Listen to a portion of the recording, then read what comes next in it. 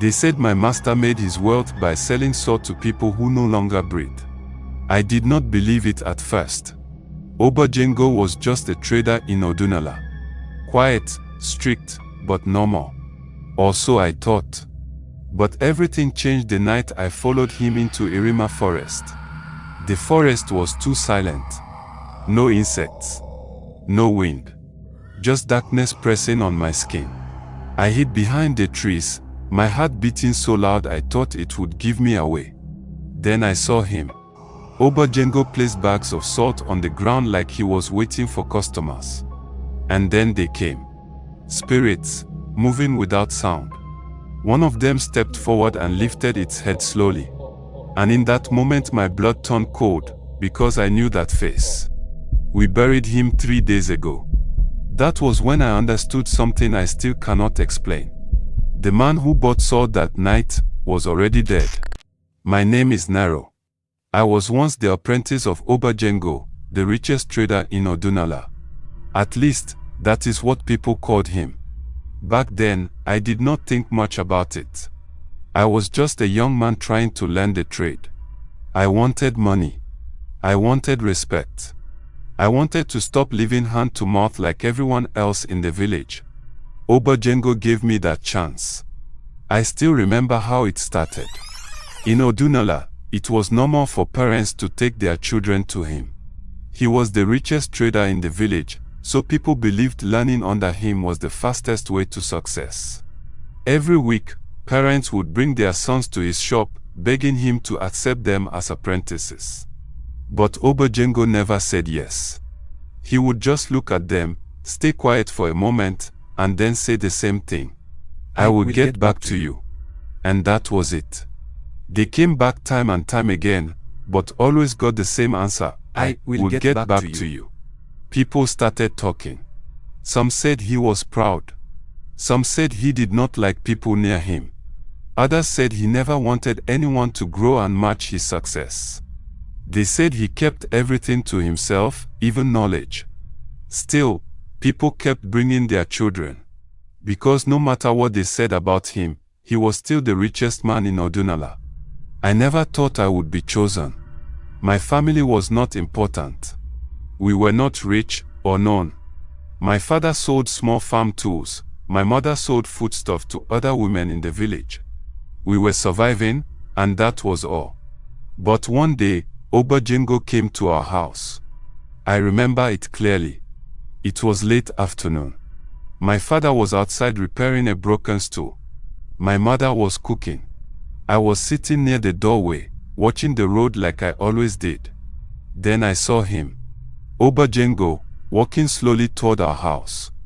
People in the village noticed immediately. You could tell by the way conversation stopped. Even the air felt different when he passed. My father stood up quickly. Ah, Master Jengo, he said, wiping his hands. You are welcome. Obajengo only nodded. He did not look around much. His eyes were fixed on me. My mother came out, confused but respectful. Please sit, she said quickly. We do not see you in this part of the village often. Yes, said my father, what brings you to our humble abode today? Then he said, I have accepted to take in your son as my apprentice. I could use the help. My father blinked. For a moment, nobody spoke. My mother looked at my father. My father looked at me. I looked at all of them, not even sure I had heard correctly. Then my father finally asked, carefully, for apprenticeship. Obajengo nodded once. My mother stepped forward immediately. Master Jengo, we are honored. But he is our only son that stays close. And since we brought him to you and you did not accept him at first, we have been thinking of sending him to the town school next year. Obajengo raised his hand slightly. Not angrily, just enough to stop her. I am not taking him to harm him, he said calmly. I am taking him because I see what others do not see. My father hesitated. People like Obajengo did not explain themselves twice. Still, my father tried one last time. Master, many boys have come to you. You said you would get back to them, but you never did. Obajengo let out a simple smile. Then he said again, softly, I will get back to them. It was at this time that I understood something strange about that answer. It was not a promise, it was a closing door. My mother finally spoke again, her voice lower now. Will he be safe with you? Obajengo looked at her, then at me. Then he said, He will learn what he needs to learn. That was all. And within 2 days, I left my parents' house and followed him. At the time, I thought it was the beginning of my life. I did not know it was the moment my life stopped being mine. Obajengo's house was not far from Odunala Market. It was not a palace like people imagine when they spoke about him being rich. It was simple on the outside, quiet and almost empty looking. But people came from far and near to patronize us. Everything inside the shop was organized with strange precision. That was my first lesson under him. Order. He hated disorder more than anything. The first thing he taught me was how to arrange his shop. Not just placing things well, but exact placement. Salt bags on the left side, dry goods in the middle, cloth stacked by size and color. Every item had a position, and if anything moved, he noticed immediately. He did not shout at me. He just gave me a stern look. And trust me, that look was worse than shouting. Do it again, he would say calmly. And I would do it again. Days passed like that. Odunala was still the same outside his shop. People farming, women going to the stream, children running around barefoot. Life was simple. You could hear laughter in the distance and smell smoke from cooking fires in the evening. But inside Obajengo's world, everything was controlled. I learned quickly that he was not like other traders. He did not negotiate much. And what he sold was basically salt. Stacks and stacks of white salt bags stored carefully in his shop like they meant something more than food seasoning. I noticed other things too. He did not talk much to other traders. When they greeted him, he responded politely, but briefly. Like every extra word cost him something. One unsettling thing I noticed was that he did not sell salt to just anybody. He refused to sell to some customers. This always baffled me whenever it happened. I mean, his salt was always available. He never ran out of supply. Strange, I thought. As for Obajengo himself, he never spoke about his past. But I heard pieces of it from small talks that never lasted. He had a wife and 2 children, a boy and a girl. They died some years ago. Nobody in Odunala knew exactly how. Some said sickness. Some said accident. Others stopped asking entirely. After that, he changed in how he existed. No laughter. No visitors. No family life. Just business. He lived like someone who had already decided everything that mattered. And me, I was just learning to keep up. As time went past, I started to notice some unsettling things. I noticed strange marks and labels on the bags of salt.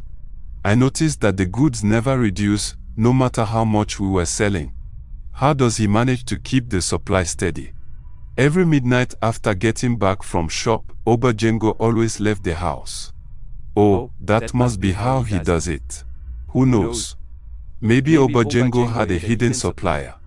Maybe he had connections in the town. That was what I believed. But even as I said it, I did not believe my own words.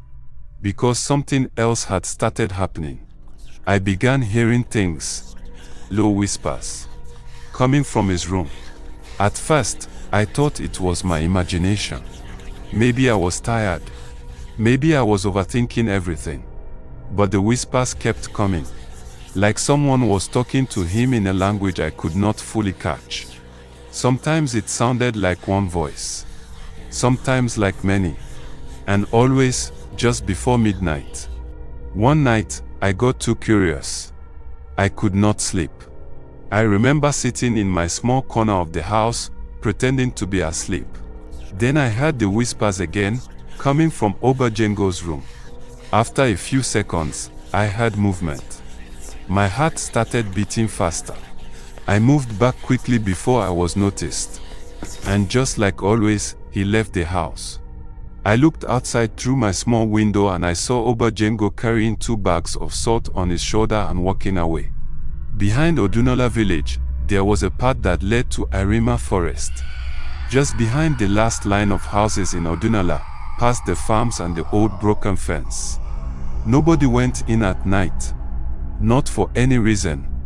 There were stories of people who entered and came back different. Some never came back at all. But until that night, Arima was just a name to me. A place to be totally avoided. Now I was watching my master walk toward it alone, with the salt on his shoulder. My curiosity pushed me. I summoned courage and followed him from a distance. I moved quietly, staying behind the small houses at the edge of Odunola. The village behind me was still asleep. The closer I got to Irima, the colder the air became. I stopped once at the broken fence that marked the end of the village. From there, I could see it clearly. Irima forest. Tall trees. Thick darkness. No light inside it at all. And somewhere in that darkness, I knew Obajengo had already gone in. I kept moving slowly, careful not to step on dry leaves too loudly. Then I saw a faint movement ahead. It was Obajengo, standing with the 2 bags of salt on his shoulders. But now, he was not alone. There were figures around him. None of them moved like normal people. They just stood there like they were waiting. Obajengo placed the bags of salt gently on the ground like he was offering them to the figures. Then he stepped back. One of the figures moved forward and stopped near the salt. The moment it lifted his head, my body went cold, because I recognized that face. We had buried him a few days ago. I was present at his burial. And now, he was standing inside Irima forest, staring at salt like he was alive. I pressed my hand over my mouth so I would not make a sound, but my breathing was getting worse. Obajengo did not run. He just stood there, calm, like this was something he had done many times before. The dead man stepped closer to the salt. He reached out and touched it. More figures began to move, stepping forward from the darkness. Most of them familiar. People I had seen in Odunola. People I knew were gone. I felt my stomach turn. Fear gripped me. This was happening right in front of me. Then Obajengo knelt slowly before the figures. "I have delivered as usual," he said. The figures stepped forward again, one after another. Each one carrying old coins in their hands. Some darkened with time. Some cracked. Some looked like they had been buried for years and forgotten. They placed them on the ground near the salt. Obajengo reached forward and collected them without counting, like he already knew the amount. That was when something inside me snapped. My foot moved slightly and a dry leaf cracked under me. Everything stopped. The forest went silent in a way that felt violent. Obajengo froze and slowly turned his head to my direction. And even though I was hidden behind a tree, I knew he heard me. Narrow. My body went cold. Before I could even think, Obajengo was already running fast toward my hiding place. I tried to step back, but it was too late. His hand shot out and grabbed me by the arm, pulling me from behind the tree. I did not fight. I could not.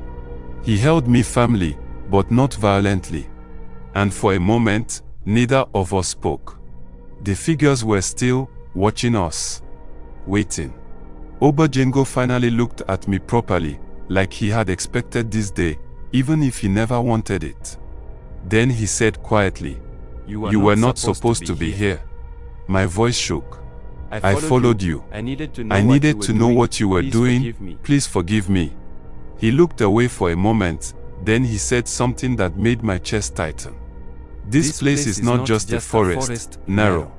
It is a meeting point between those who still breathe and those who do not." I looked at the figures again. My throat went dry. Obajengo stepped slightly closer to me, still holding my arm. One of the figures spoke. New one. My heart jumped. Another voice said, He has followed the path. Obajengo whispered to me, Do not speak unless they speak to you. The figures began to gather closer. They made me an offer. Join. Then another voice followed. You will bring what we ask and you will never lack again. My breathing slowed. Then I looked at Obajengo. He was just watching me, like he already knew what would happen. No, I said with a shaky voice. I don't want this, I said. I refuse.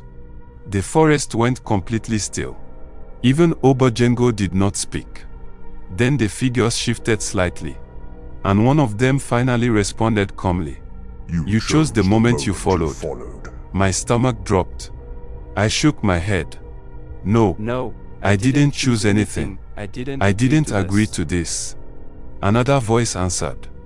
There was never a choice offered to you. Curiosity is the agreement. The air around me changed immediately. It felt like something inside me had been agreed without my knowledge. Obajengo closed his eyes slowly. And I finally understood. I had not entered the forest to see a secret. I had entered a system that already knew my name. I did not know how long we stood there after that. No one spoke again. After a while, Obajengo released my arm. Come, he said quietly. We left Irima forest and headed home. The walk back felt longer than before. The silence between us was heavy. I wanted to ask questions. I wanted to understand. So, this is how my master made his wealth. This is why he lived a strange life. This is probably how he lost his entire family. His wife and 2 children, gone because of this trade between the living and the dead. Why do dead spirits still need items from the living world? Why salt? What did they use it for? I had so many questions. But the words refused to come out. And Obajengo did not look at me. He walked ahead like nothing had happened. Like this was just another night. When we finally stepped back into Odunala, the air felt lighter, but I did not feel safe. We reached the house and he placed the coins down in his usual place. Then he turned to me. For a moment, I thought he would explain everything. Tell me what to do. Tell me how to undo it. But he didn't. He just looked at me the same way he did the first day he came to my parents' house. Then he said, Sleep. And walked into his room. That was all. I stood there for a long time. My mind refused to rest. I kept hearing those words in my head. You chose the moment you followed. I did not sleep that night. I waited for morning. And when the first light finally touched the village, I made my decision. I was not staying. I would run away. I stepped out of the house quietly. I packed nothing. And when Odunala was just beginning to wake up, I made my move. I walked fast, then faster. Then I started running. Past the market and houses. Past the last fence that marked the edge of Odunala. I did not look back. I kept telling myself the same thing. I left before it was too late. I escaped. I am free. I did not stop running until Odunala was far behind me. By the time the sun was high, I was already on the road to another town. I did not care where I was going. I just needed distance. Distance from Obajengo. Distance from Irima. Distance from whatever had seen me that night. I did not stop until the sun began to fall. By evening, I reached another town. My legs were weak, and my body was tired, but I forced myself to keep moving. Then I met an older man, sitting outside his house. You are not from here, he said. I shook my head. No, sir. Where are you coming from? I did not want to tell him about what I just experienced. All I needed was a place to lay my head. So I told him a lie that made him pity me enough to let me in for the night at least. You can stay here tonight. Tomorrow you will find your way. I nodded quickly.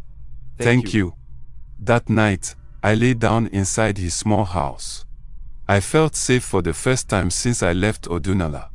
I closed my eyes and told myself, it's over. I am free. Or so I thought.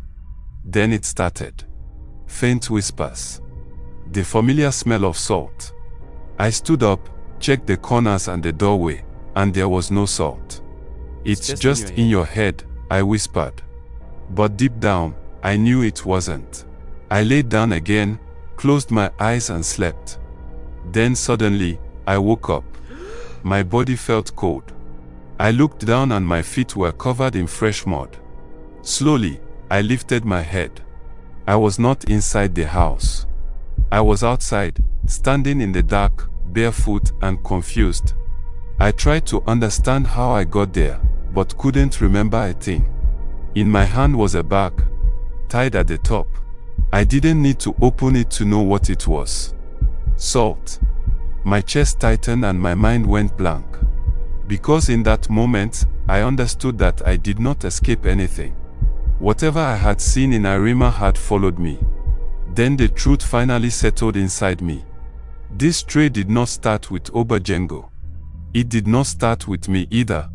It had been there long before Odunala. Irima Forest was just a meeting point where the dead got what they needed from the living. Things that held firm. Things that preserved. They needed salt. Not for the taste or for food, but for something deeper. Without salt, spirits do not last. They fade and lose form. They drift too far from this world. But with salt, they stayed. They hold on just a little longer. And someone has to bring it to them. Someone has to keep that exchange going. Obajengo was not special. He was chosen, just like me. And now, I understand something I did not understand that day he came to my parents' house. He was not looking for an apprentice. He was looking for a continuation. Someone who would see, who would follow, and would not be able to turn back. I was not chosen by luck. I was chosen for my curiosity. And from that day, my life was no longer my own. So if you are listening to me now, listen carefully. I am not telling you this story to scare you, but as a warning. If you ever see a man walking at night, carrying salt, do not follow him. Like this video and subscribe to this channel for more interesting stories like this.